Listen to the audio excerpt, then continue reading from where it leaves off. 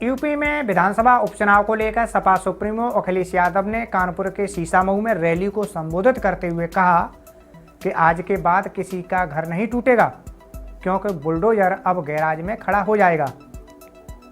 आपको बताते कि उत्तर प्रदेश में 20 नवंबर को 9 सीटों पर विधानसभा उपचुनाव होने हैं। चुनाव को लेकर यूपी में राजनीतिक माहौल अपने चरम पर है। सभी राजनीतिक दल प्रचार और रैलियों में जुटे हुए हैं। इसी बीच सपा सुप्रीमो अखिलेश यादव कानपुर के सीसामऊ विधानसभा में पहुंचे। रैली में उन्होंने भाजपा पर जमकर निशाना साधा। उन्होंने सुप्रीम कोर्ट के बुलडोजर फैसले का जिक्र करते हुए कहा कि ये चुनाव विशेष परिस्थितियों में हो रहा है।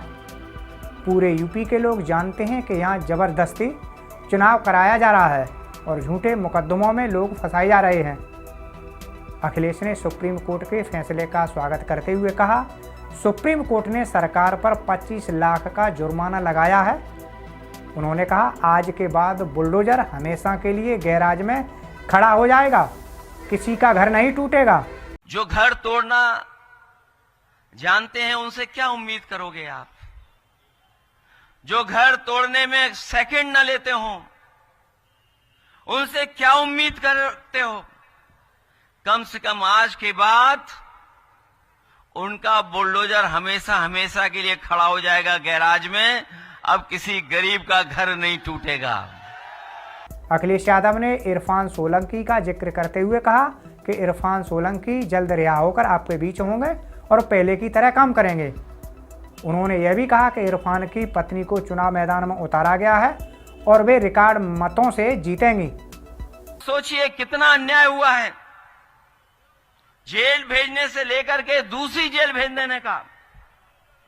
और मैं आपसे कहना चाहता हूं, वो तो कानपुर में ही रखते विधायक जी को, लेकिन क्योंकि मैं मिलने आ गया था विधायक जी से, इसलिए उन्होंने यहां से महाराजगंज भेज दिया। अखिलेश यादव ने बीजेपी पर तंज कसते हुए कहा कि जो हमें और दूसरों लोगों को माफिया, अपराधी, गुंडा कहते हैं, वे खुद घर से निकलते समय आईना नहीं देखते। बीजेपी फंसाने वाली पार्टी है, न कि बचाने वाली। जो दूसरों को अपराधी बोलते हैं, गुंडा बोलते हैं, बदमाश बोलते हैं, आपने सुना होगा हम लोगों को और आप लोगों को क्या क्या कहते हैं ये लोग। कभी अपराधी कहते हैं, कभी माफिया कहते हैं, कभी गुंडा कहते हैं। मुझे तो लगता है कि जब वो घर से निकलते हैं तो आईना नहीं देख करके निकलते हैं।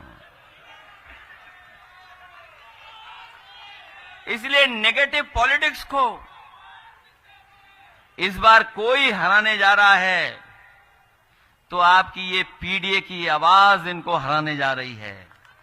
महाराष्ट्र चुनाव को लेकर अखिलेश यादव ने योगी आदित्यनाथ का बिना नाम लिए कहा, देखना महाराष्ट्र में ये लोग हारेंगे और उत्तर प्रदेश से भी इनकी कुर्सी चली जाएगी। बीजेपी ने अयोध्या का चुनाव इसी वजह से टाल दिया क्योंकि आंतरिक सर्वे में हार की आशंका थी। महाराष्ट्र से आवाज आ रही है, चुनाव वहां हारेंगे और देखना उत्तर प्रदेश की कुर्सी अपने आप चली जाएगी।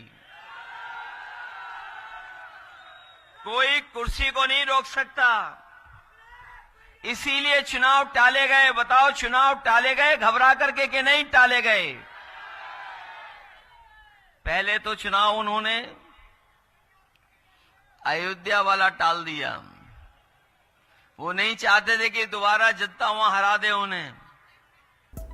अखिलेश यादव ने कहा कि प्रयागराज में हजारों नौजवान धरने पर बैठे हैं, लेकिन सरकार युवाओं के मुद्दों पर ध्यान नहीं दे रही।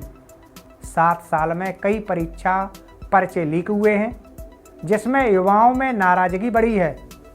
उन्होंने कहा कि इसी का रिजल्ट था कि लोकसभा चुनाव में यूपी से बीजेपी का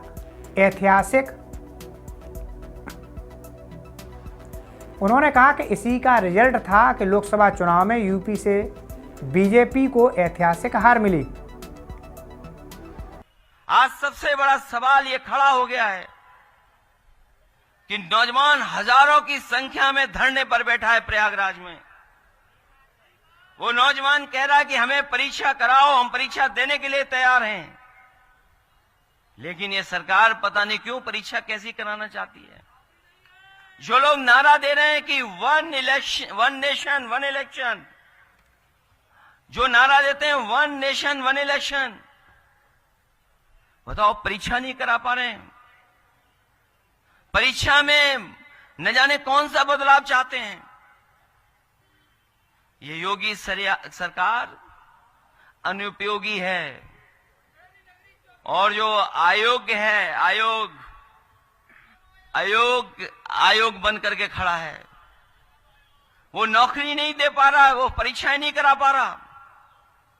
और सोचिए पर्चे कितने लीक हुए थे, याद है आपको कि नहीं याद है? 7 साल में इतने कभी परीक्षा लीक नहीं हुए पेपर, जितने इस सरकार में पेपर लीक हुए थे। और लगातार पेपर लीक हुए थे। और उसका परिणाम यह हुआ था कि नौजवानों ने उत्तर प्रदेश के लोकसभा के चुनाव में जनता का साथ लेकर के इनके खिलाफ मतदान कर करके ऐतिहासिक हार दिलाई थी उत्तर प्रदेश से।